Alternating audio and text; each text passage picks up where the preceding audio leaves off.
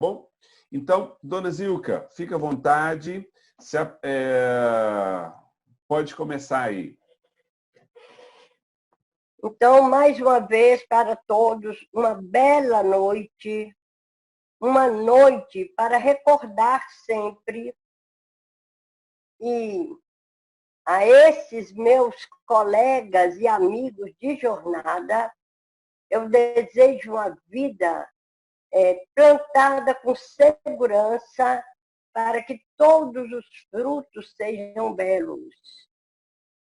Muito amor para todos, gratidão imensa por vocês existirem e espero que a gente vai encontrar logo, logo e abraçar fisicamente, porque já está fazendo falta o abraço. Uma boa noite para todos. Eu estou aqui hoje para relatar um pedacinho, um resumo da minha história. Aos 37 ou 38, graças a Deus eu me lembro muito pouco disso, eu estava numa situação de que, ao mesmo tempo que eu me matava aos poucos, maior era a vontade de viver. Eu era uma pessoa que, até os 27 anos, mais ou menos dos 30 até os 47, acho que eu mais me fiz foi me autopunir.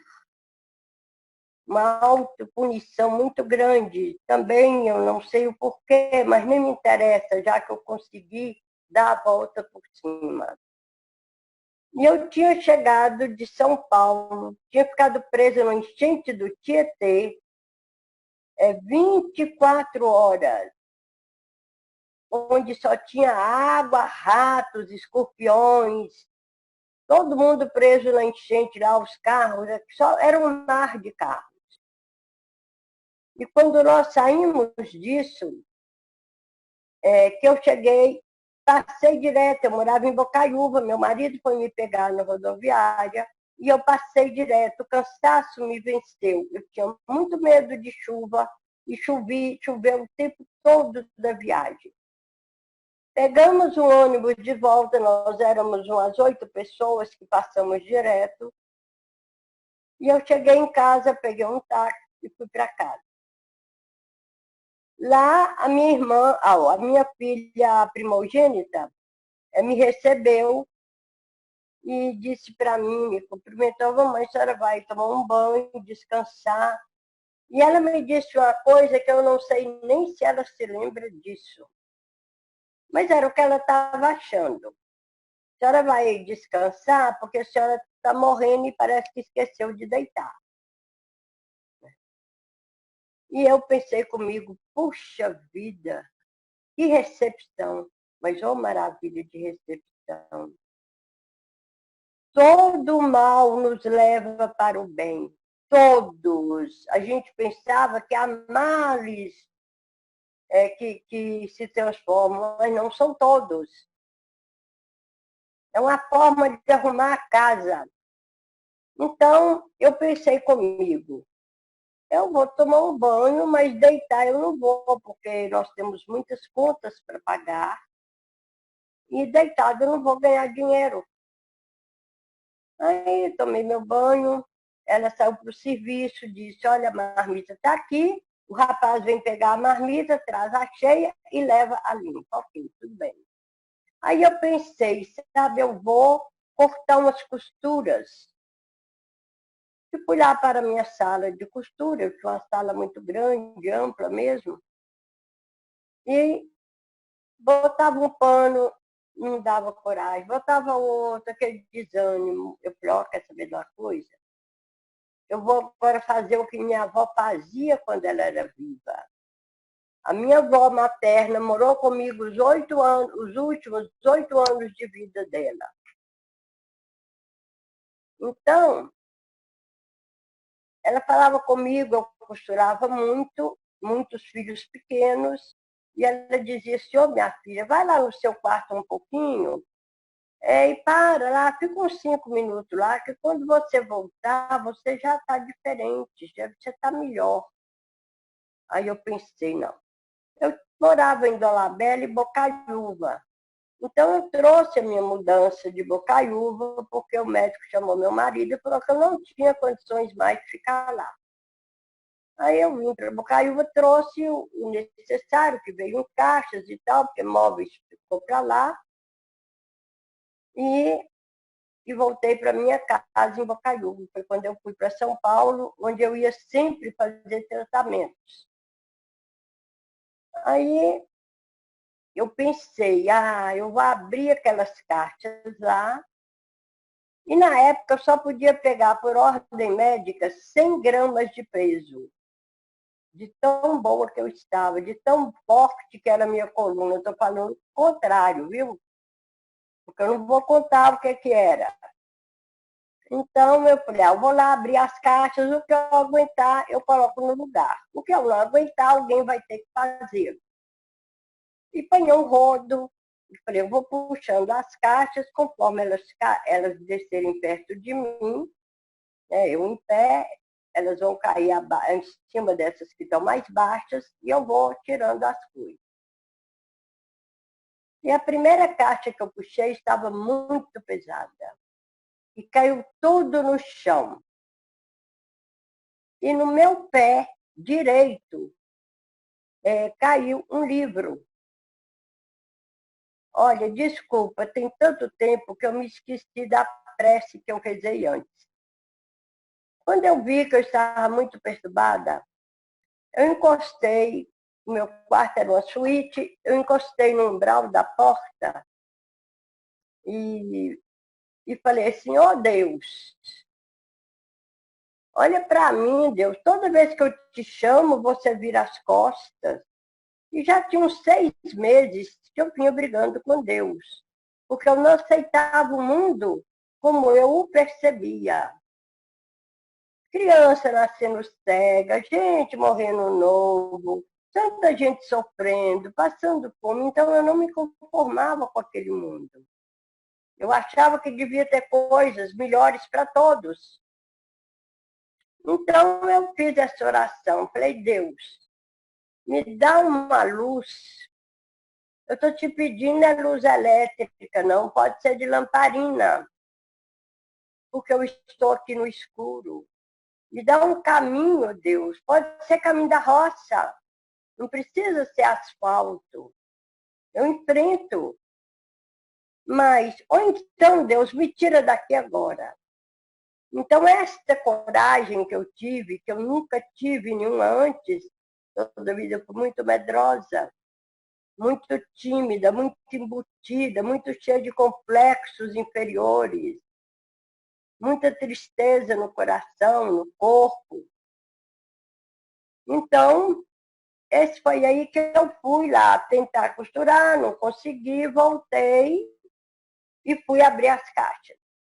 Eu abri as caixas, um livro caiu no meu pé direito. Como eu não dobrava o corpo e o braço também não mexia, o braço esquerdo, eu peguei o rodo que eu tinha apanhado para puxar as caixas e fui elevando ele até que eu pudesse alcançar o livro. Fui subindo, subindo, caí e tal, que eu peguei. Peguei, coloquei em cima de outra caixa e disse, hoje à noite eu vou olhar esse livro, porque esse livro é de feitiço, esse livro não é meu. Eu quero saber de onde esse livro saiu. Mas a resposta de Deus estava ali. E com Deus você já sabe, né? É aqui e agora. Ele pode até demorar o suficiente para respirar. Mas tudo dele é no aqui e agora. Então me começou uma dor de barriga. Uma dor de barriga e ela foi aumentando, aumentando. E no quarto onde eu estava, eu ficava em frente a um corredor, onde mais à frente um pouco tinha o banheiro social. Só deu tempo de eu enfiar o livro debaixo do braço, que não mexia muito, e correr para o banheiro. E no banheiro eu comecei a ler, e nas primeiras páginas eu li uma frase que dizia assim: o reino de Deus está dentro de vós mesmo. Eu tomei um choque enorme. Eu falei, dentro da gente, mas como? Deus é uma coisa muito distante da gente. Como que pode ser isso? Fiquei pensando. Mas eu não cheguei a uma conclusão assim muito, muito certa, não. Contudo, eu comecei a me envaidecer com aquela frase. Oba, Deus está dentro de mim, Deus está dentro de mim. E aquilo foi me empolgando, mas de repente foi como se uma onda gigante me fizesse acordar com um banho de água fria. E eu pensei, mas como que eu posso achar que Deus está dentro de mim se eu sou uma pecadora, se eu sou uma pessoa ruim, né? E fiquei assim meio desanimada, mas ao mesmo, daí um pouquinho veio de novo o ego. E eu pensei, Deus, isso é aquilo que o povo antigo fala assim, ó, Deus está revelando uma coisa para você. Quem sabe ele está revelando para mim alguma coisa, pensei. Bom, e aí eu saí dali do banheiro, botei o livro de novo lá e fui mexer nas cartas. Mas o meu pensamento, a minha concentração não era mais a mesma, eu não sabia nem o que tinha dentro de outra caixa, porque eu queria era o livro. E ao sair do banheiro, eu peguei duas frases que eu comecei a repetir. Até a página em que eu li, dizia para a gente conversar com as partes doentes, dizer para essas partes que a gente as amava, né? E falar que eu também me amava, e por aí afora. Aquele pouquinho que eu aprendi ali, eu comecei a conversar com minha coluna, eu comecei a conversar com meu braço, com a perna que eu arrastava um pouco dela, porque eu era a verdadeira expressão da vitimização. Mas eu não sabia nem o que era isso também, não. Aí, bom, eu comecei a ler o livro, não esperei a noite, não. Fui para a sala de televisão, assisti ali um pouquinho, mas meu sentido era que todo mundo fosse dormir para mim olhar o livro. E nisso eu comecei a ler o livro e fiquei apaixonada, apaixonei pelo livro. Mas eu não chamei minha família, eu cometi um grande erro, mas por não conhecer as coisas.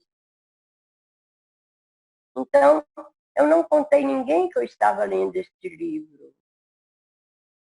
No dia seguinte, a madrinha da Michele, que já é falecida, já está lá em cima, no outro andar, ela chegou e disse, ô, comadre, que bom que a senhora chegou, como que a senhora está? Eu falei, estou ótima. Ela regalou os olhos e disse assim, onde a senhora arrumou esse ótima? Porque eu só vivia queixando. Quando as pessoas me perguntavam, como você está melhor? Nada, minha filha, isso aqui não tem jeito, não. É só piorando. Era o que eu sabia. Aí, ela foi embora, chegou lá e falou com a mãe dela assim, mãe, agora, coitada de comadre. Além da doença, ela ainda está lelé da cuca. Bom, aí no quarto dia, e meu marido tinha ido para o sítio. Eu não cheguei, ele foi me pegar, eu não cheguei, ele foi embora para o sítio. Não tinha telefone lá nessa época. Então, 4 dias depois, meu marido chegou. Então, o meu terceiro filho, eu tenho a Michele, a Mara, a Michele e o Márcio. que é o primeiro, segundo e o terceiro. Aí eu ouvi ele dizer para o pai dele assim, papai, acho que a gente vai ter que internar a mamãe. Aí eu pensei, vixe Maria, nossa senhora, isso não pode acontecer não. Mas eu não juntei uma coisa com a outra, né? Eles não sabiam e eu estava falando tudo diferente. Nesse dia eu pensei, vou morrer, porque eu não tomei os remédios. Tinha 4 dias que eu não tomava medicamento, e eu tomava uma média de 28 a 30 comprimidos por dia para dor, e não sentia alívio. Porque minha dor estava na alma, estava entranhada no meu corpo também. Então eu comecei a me beliscar no braço esquerdo, e eu pensando, eu devo ter morrido e ninguém está me vendo, só eu que estou vendo as pessoas. Né? É querer ser muito, né? Aí meu marido foi lá no quarto onde eu estava, olá, nega, como é que tá? Nesse tempo a gente não dava beijinho, não, sabe? A mulher tinha que ser muito submissa, não podia ser para frente, não, senão o marido pensava mal dela, né? Aí, tá bem, nega? Eu falei, tá bem. Ficou ali conversando um pouco comigo e tal. Achou um pouco estranho, mas também não disse nada. Do jeito que eu estava conversando, era totalmente diferente. Né? Porque eu saí do fundo do poço e comecei a vislumbrar a vida, como poderia ser maravilhosa se eu acreditasse naquelas coisas que eu estava lendo. E aí foi passando, passando. Isso foi em janeiro, no início de janeiro. Quando, eu não me lembro mais, não. Se foi no fim de dezembro, eu nem lembro. Não lembro mais se eu passei o Natal em casa, eu não lembro. Então, eu só sei que em janeiro, no dia 28 de janeiro, eu já era outra pessoa. Totalmente outra pessoa. Mas também não expliquei a ninguém o que estava acontecendo, o que eu estava lendo, que eu tinha achado um livro muito bonito, que estava aprendendo muita coisa ali. Não falei nada. E continuei minha jornada.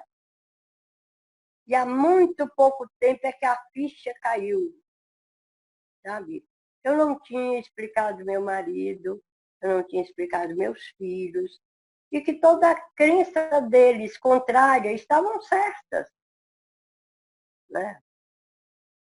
E aí o tempo foi passando.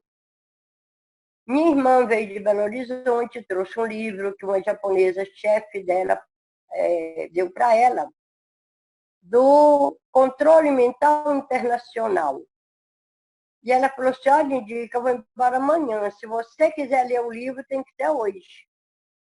Eu deixei tudo e falei com a turma assim, ó, toma conta aí, que eu vou lá para casa de mãe para me ler esse livro. E fui e mastiguei o livro. Eu lia muito rápido, porque eu sempre gostei muito de ler. Só que eu lia coisas que me prejudicavam. Então, eu vi lá no livro muita coisa que eu não conhecia. É um exemplo, uma coisa muito simples, que era o relaxamento. E eu fiquei apaixonada com aquilo. Meu Deus, será que a gente amolecer toda? Como será que está no relaxamento? Eu queria fazer a coisa sem saber de nada. Uma semana depois, a minha irmã me liga e fala, Dindinha Ica, vai ter um curso aqui em Belo Horizonte. E se a senhora quiser vir, eu pago o curso para a senhora. Aí eu disse, eu vou. Então, eu fui para Belo Horizonte. Na época eu não tinha um dia nem tomar o café no ônibus. Mas apareceu, fui mentalizando, arrumei minha sacola era uma sacola de viagem, né? Porque não tinha mala nem nada. Botei ali o que eu tinha que pudesse levar e fui para Belo Horizonte. Não, aí fiquei, não tinha passagem. Ele ia pagar o curso, mas eu tinha que ter a passagem. Aí as meninas perguntavam assim, a senhora vai, mamãe? Eu falei, lógico que eu vou. Mas como? Eu não sei não, como não é meu não. Eu só sei que eu vou lá, eu vou estar lá. Aí, no dia, um dia antes, eu tinha que estar em Belo Horizonte, a filha da minha vizinha chegou correndo. Eu pensei até que era alguma coisa que tinha acontecido na casa dela, que estava me pedindo socorro. Aí disse, ô, dona Zilka, papai vai para Belo Horizonte amanhã de carro e vai sozinho, vai levar a senhora. Ó, já tinha melhorado bastante, né? E eu sei que esse dia eu andei recebendo uns trocados. Mara trabalhava numa empresa, ela chegou também com um pouco de dinheiro, e eu fui para Belo Horizonte. Eu tinha onde ficar, que eu tinha uma prima lá, que morava lá, umas primas, e uma que era mais chegada ainda, e eu fiquei na casa dessa prima. Aí eu fui fazer esse curso lá no Salão Paroquial da Igreja São José, em BH. E ali eu fiquei maravilhada, mas maravilhada. Eu pensei, agora eu ganhei na loteria. E comecei a praticar as coisas que eu tinha aprendido no curso, inclusive as técnicas, são as que eu mais uso hoje, apesar de ter aprendido muitas técnicas. Mas essas começaram a me dar resultado de imediato. E aí foi aparecendo coisas. Aí a minha filha, a primogênita, né, a Mara, estava nessa época já morando em Belém do Pará. Aí ela me ligou, mamãe, ela já tinha me falado que ia haver curso com Laí Ribeiro, doutor Laí Ribeiro, lá em Belém, isso em 90, eu acredito que 92.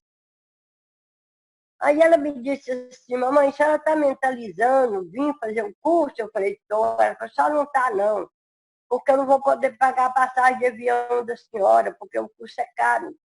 E eu vou fazer, o marido dela chama Rômulo, o ex-marido, e ela disse assim, eu e Rômulo vamos fazer. Então, a senhora vai ter que vir de ônibus, a senhora dá conta? Eu falei, ó, eu vou até a cavalo.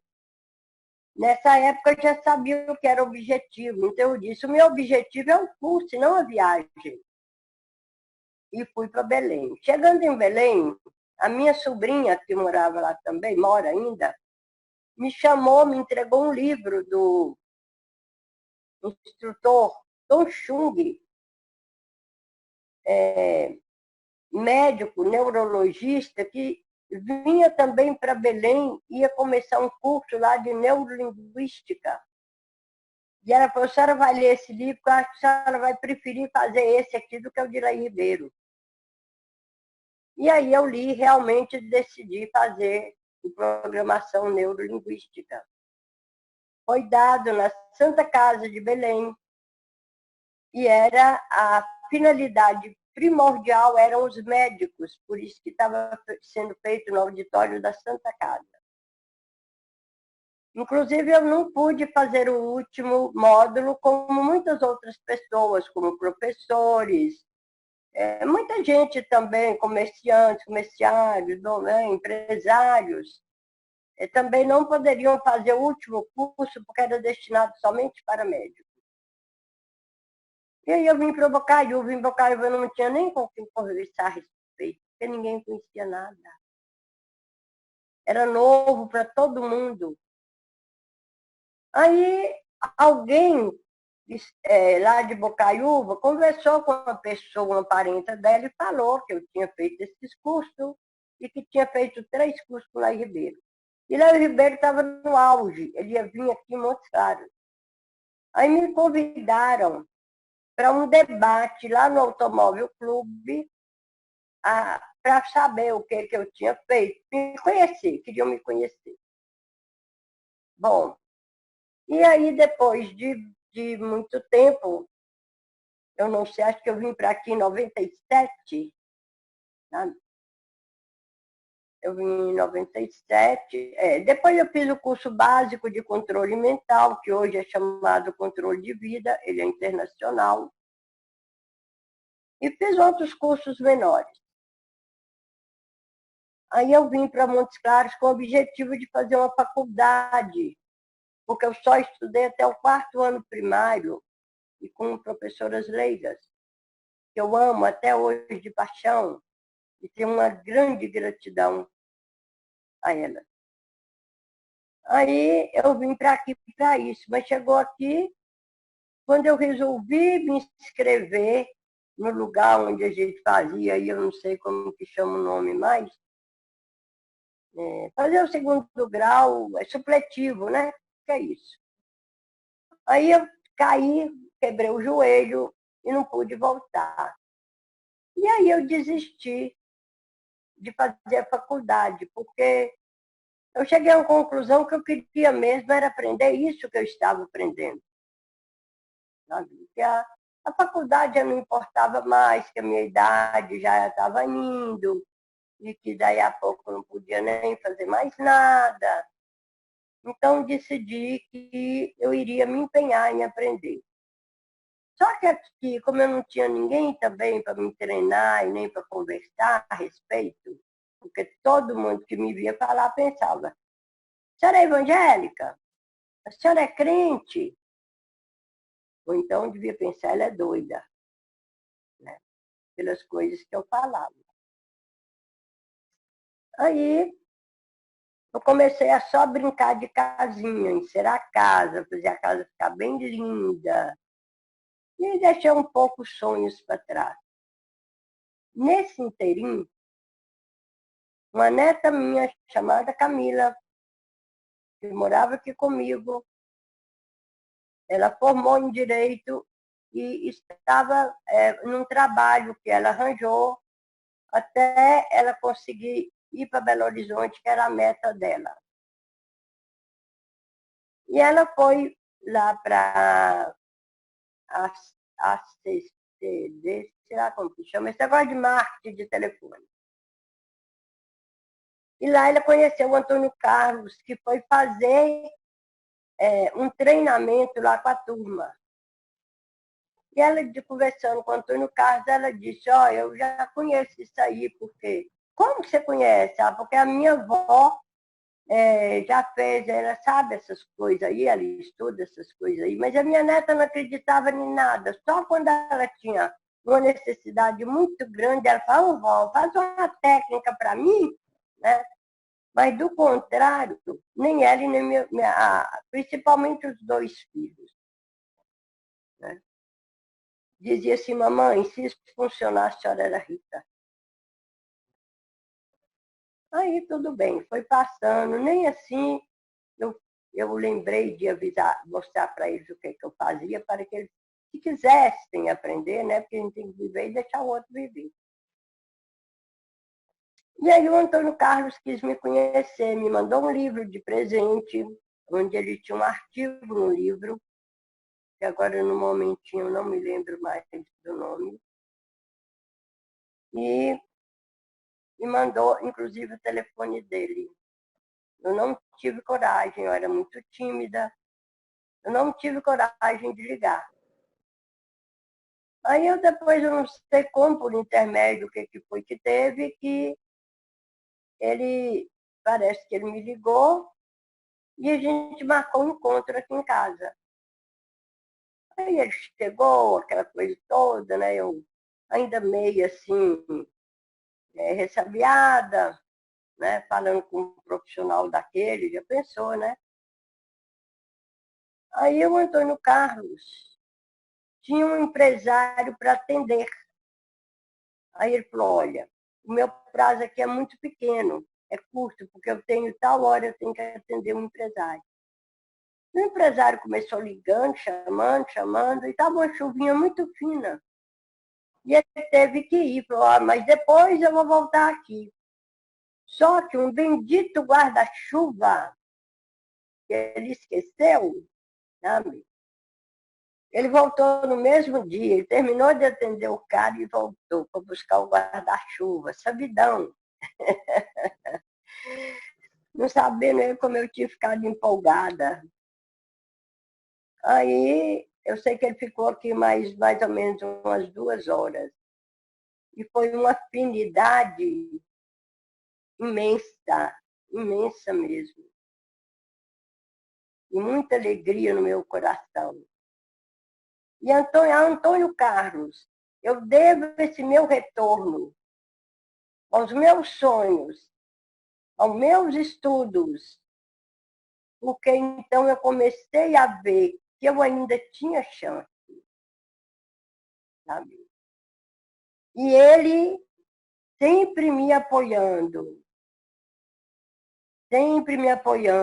sempre me dando chance de falar lá nos cursos dele, que aquilo para mim era uma loteria, porque eu não sabia falar em público, eu nunca estudei para falar, eu nunca aprendi. Então eu cheguei lá e dizia assim, gente, eu vou falar do jeito que eu sei, né? Eu sempre me levei como eu sou, com a minha simplicidade, com a minha humildade, não humildade de pensar que eu sou pior do que os outros, mas a humildade no coração, para enxergar todos como um Deus. Porque aquele que não vê Deus no outro é porque não conseguiu encontrá-lo ainda. E aqui estou eu, né? Nessa maratona maravilhosa, para deixar para vocês esse testemunho e dizer para todos os que não me conhecem, que muitos já viram o meu vídeo no YouTube, no canal do Antônio Carlos. E eu agradeço de coração, muito de coração, o apoio que essa criatura tem me dado, sabe? E considero ele como um mestre, né? Porque eu tenho muito a agradecer, mas muito mesmo. Antônio Carlos, você foi o divisor de águas na minha vida. Acredite nisto. Ai, dona Zeca, eu fico até muito emocionado. sincero. Eu fico até emocionado, porque eu me sinto muito privilegiado de ter conhecido a senhora e assim, encontrei pouco com Camila para agradecer. Na verdade, eu agradeci com ela, na época estava surgindo aí os mensagens, eu acho, não sei se já tinha um WhatsApp, acho que não, eu passei algumas mensagens para ela. Não, tinha não. Para agradecer ela por isso, sabe? Então, eu sou muito feliz. E agora vamos escutar a filha da senhora para saber o que a filha da senhora fala disso daí tudo. Michele. Vamos lá, eu não tenho medo de crítica, não. Pode falar. É apanhando que se aprende. Diga, meu bem, eu sou todo ouvidos para você. Te amo demais. Eu linda. Também. Vou contar um pedacinho então da minha história com essa mulher linda aí, né? Eu cresci, quer dizer, quando eu me entendi por gente, né? Assim que eu me lembro, eu tive só um pedacinho muito pequeno da mãe doente, né? Da mãe que ficava deitada, que não podia carregar nem o peso da própria camisola, que tomava 1 milhão de remédios, né? Isso eu tive muito pequenininho. Quando eu comecei a me enxergar por gente, eu via era uma mãe que saiu dessa cama e levantou e nunca mais deitou. Nunca mais deitou. Então ela começou realmente a ler e a estudar e ela parou de tomar os remédios e chegou assim num ponto de melhora, de cura, que às vezes ela se questiona, ela fala assim, mas é porque realmente aí os filhos falam essa história do dinheiro, porque você não é rica. E riqueza é muito relativo, né, gente? Se a gente pensar, essa é a pessoa que eu já vi materializar mais dinheiro na minha vida. E eu tenho o quê? 43 anos de convivência com ela. Eu já vi várias vezes ela materializar dinheiro. Uma das vezes foi essa que ela conta da viagem, que ela estava de mala pronta, ela falou, eu vou. Aí todo mundo, vai como? Não sei, eu vou, o como não é meu. E assim ela fez. E aí chegava dinheiro em cima da hora. E aí ela falava, tem tal conta para pagar, Deus? Então você já manda essa quantia aqui, que é eu vou precisar. Gente, era o tanto que ela pedia, era o tanto que ela chegava. Então, eu acho que riqueza está numa situação assim, ela que não pediu muito ainda, que se ela pedir, vem. E a gente tem, assim, várias histórias, essa eu vou contar em relação a materializar dinheiro, e, né, coisas assim de 30 anos atrás, ela fazia reuniões lá em casa com as amigas e fazia um relaxamento juntas. E uma amiga chegou desesperada, nem era para essa reunião, falou: Zilka, eu preciso de tantos reais. Onde que eu vou arrumar? Porque eu pedi emprestado para não sei quem, eu preciso pagar. E aquela situação, eu não tenho dinheiro, mas nós vamos fazer oração aqui. E aí elas relaxaram, visualizaram e tal. Quando foi todo, tipo assim, foi algumas pessoas embora, e ela foi levar essa senhora no portão. Gente, para não falar, tipo, que a gente está inventando, tinha um vizinho na época que ele também viu isso. Veio um vento, e esse vento veio com a nuvem carregada de dinheiro. E voou dinheiro para todo canto. A gente não sabe de onde que surgiu esse dinheiro, mas catamos. No final das contas, a gente catou exatamente o que a dona precisava. Então, são situações que o tempo inteiro ela colocava em prática, né? Ela criou a gente, assim, desse período para cá, a gente até era meio estranho. Hoje, quando eu vou fazer terapia, que eu conto da minha infância, que eu conto da minha adolescência, as terapeutas falam assim, mas você está adorando a pílula, não tem condição de ter uma adolescência assim, boa. Todo mundo sofre na adolescência. E ela foi criada com ela assim, por exemplo, vestibular. Ela falava, Michele, qual que é seu objetivo? É o vestibular? Não, mãe. Ah, então, seu objetivo é a faculdade. Então, vestibular é só processo. Desencana, desencana. E aí a gente conseguia ir levando a vida e conseguia os objetivos. Ela é uma mãe assim que sempre respeitou muito o ser humano, sempre ensinou muito isso pra gente, respeitava muito a gente, muito. Então a gente fazia as coisas e ela respeitava o querer. Teve uma época, né, de queixas das pessoas com ela, mas isso não era comprovado cientificamente. E hoje a gente ainda tem essa conversa. E eu lembro que ela falava, 30 anos atrás, gente, ela falava do Avatar. Ela falava comigo assim, olha, tudo que você está assistindo, tudo que você está pensando, vai externar. E como que está a sua cabeça para colocar isso para fora? Você acha que é legal você ficar assistindo essas coisas que deprime, que na sua cultura não é normal? Gente matando gente, gente que... E aí, hoje, a gente já sabe que para o cérebro não tem diferença entre o imaginar e o ver. Então, há 30 anos atrás, ela já tinha essa ideia. Uma outra coisa que também melhorou muito, assim, é muito interessante na minha vida e que hoje faz muita diferença no meu trabalho, que hoje eu trabalho com crianças, é a relação do acreditar no outro e acreditar no melhor do outro. Né? Então, ela ensinava sempre isso pra gente, que o ideal é que a gente acredite, e ela falava uma frase que é assim, eu acho que é até de Lai Ribeiro essa frase, mas essa frase é da minha criação, a qualidade de chegar lá é a qualidade de estar lá. Então, criou, se você teve a ideia, Deus tem que dar o jeito. E ela ensinou isso muito pra gente em casa, né? Alguns aprenderam, outros não, mas é uma criação, assim, o tempo inteiro de felicidade. Às vezes as pessoas julgam mesmo, às vezes falam, nossa, você não está caindo na realidade. E aí eu penso, que realidade? Gente, vocês imaginam uma criança de 12 anos, 13 anos, na pré-adolescência, e aí eu ficava triste, ela falava comigo assim, levanta na cama e dá um pulo para você sair dessa onda. E eu levantava e saía da onda. Falava assim, é onda de rádio, você está sintonizada no canal errado. Levanta. A mãe, estou sentindo uma dor de cabeça. Ela, vem cá, vamos lá no banheiro. Jogava fora, dava descarga. Então, ela sempre passou esse conhecimento e tudo.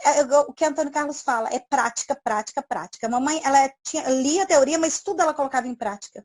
E lá em casa chegou uma época que era tudo técnica, tudo técnica. Gente, televisão estragava. Mãe, a televisão estragou. Ela, peraí que eu vou levantar um copo d'água. E ela levantava o copo d'água e melhorava a televisão. Então, assim, a gente tem muita história de sucesso com a prática dela. Se alguém quiser me fazer alguma pergunta, pode ficar à vontade. Seu microfone está desligado, então, Ok. Podem aí fazer perguntas para a dona Zilka, quem quiser perguntar alguma coisa sobre a história dela, se quiser perguntar para a Michele, fica à vontade. Michele, me fala dessas reuniões aí para relaxamento com as mulheres, como que era? Então, ela tinha um grupo de pessoas que, é igual o pessoal perguntar, você é crente, né? Porque ela não era religiosa, não. Minha mãe nunca foi assim, desde que eu me lembro, né, de estar dentro da igreja, não. Ela sempre passou muita fé em Deus, confia em Deus, mas o Deus dela era mais próximo, não era da igreja. Então, ela tinha umas amigas que era assim, Zilka, reza para mim.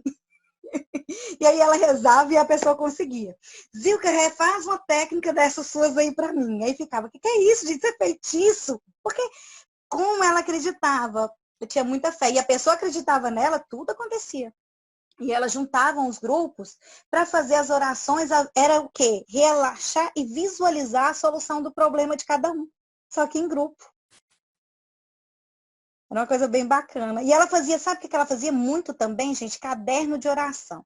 As orações, né, Antônio Carlos? Que Antônio Carlos às vezes coloca aí. Ela fazia um caderno, copiava um caderno de oração para a pessoa. E aí ela ia distribuindo isso, e aí fica, eu quero um caderno da Dona Zilka, porque tem oração para isso, oração para aquilo. E eram as orações científicas. E olha, gente, Dona Zilka, sim, como pode que a perguntar. senhora levava essas mulheres a relaxar? Porque às vezes a gente chega muito ansiosa, assim, para pedir, pedir, pedir. Então, assim, como que a senhora levava essas mulheres a buscar, né, essa oração, mas relaxar para fazer essa oração? Como que Para era? relaxar, a gente eu tinha um tapete bem grande na sala, e a gente deitava, sentava em círculo, todo mundo ali no tapete. E eu ficava no centro, comandando o relaxamento, porque aí eu já sabia o que era relaxamento, né? Mas relaxar é muito fácil, a gente relaxa até fazendo as coisas, né? Mas lá, como você está me perguntando como que eu fazia para elas relaxarem, eu induzia o relaxamento.